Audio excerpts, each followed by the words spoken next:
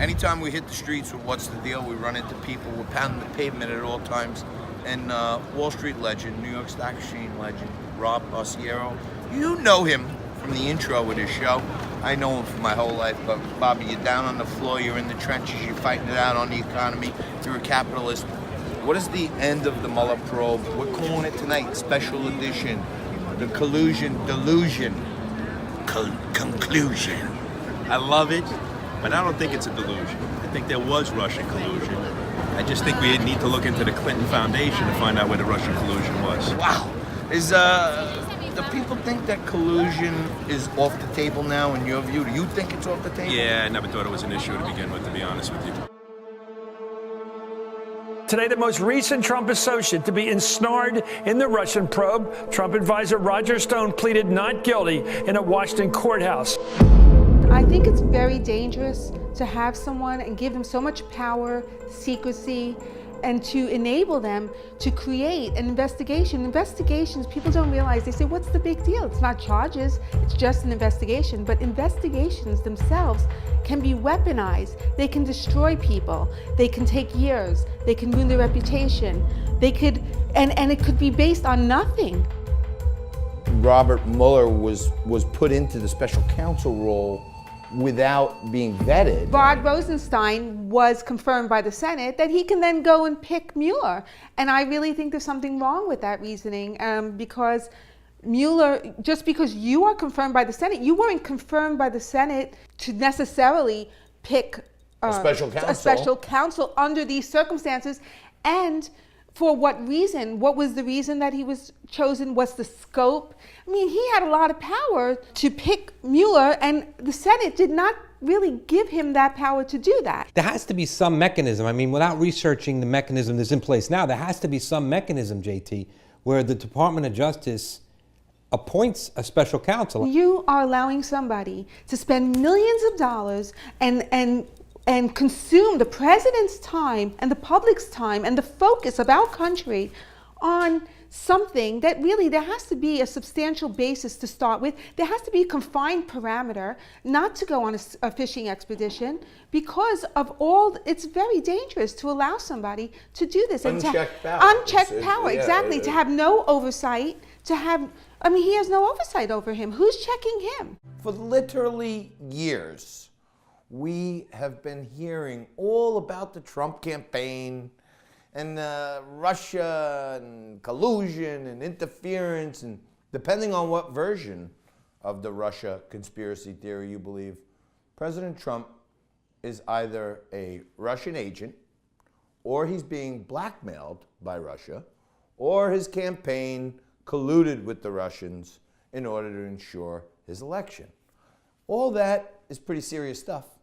It certainly calls for an investigation, and boy, have we had some investigations.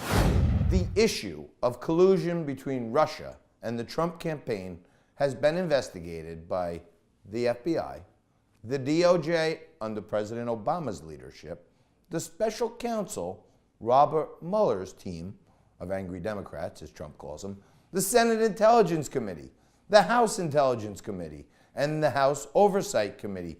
Even Michael Cohen, an admitted liar, wants you to know that the president is a racist and a con man and a cheat, had this to say about Russian collusion.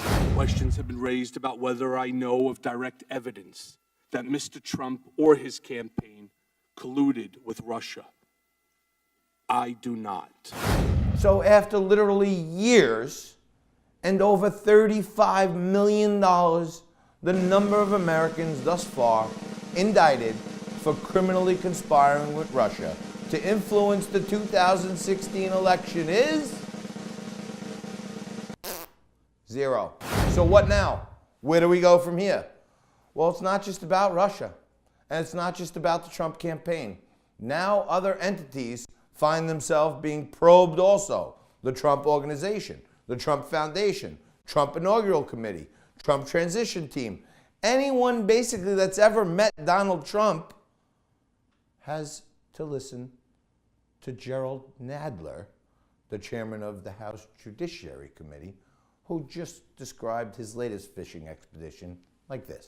We will be issuing document requests to over 60 different people and individuals from the White House to the Department of Justice, Donald Trump Jr., Alan Weisselberg, to begin the investigations.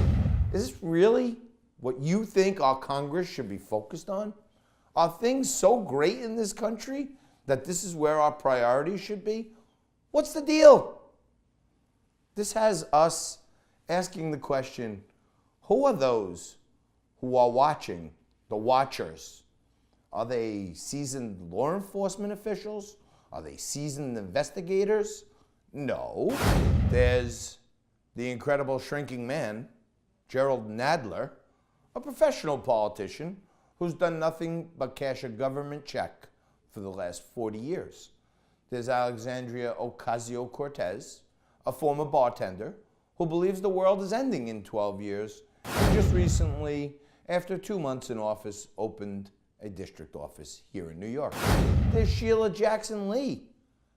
Her street cred is she thinks it's unfair that no hurricanes are named after African Americans.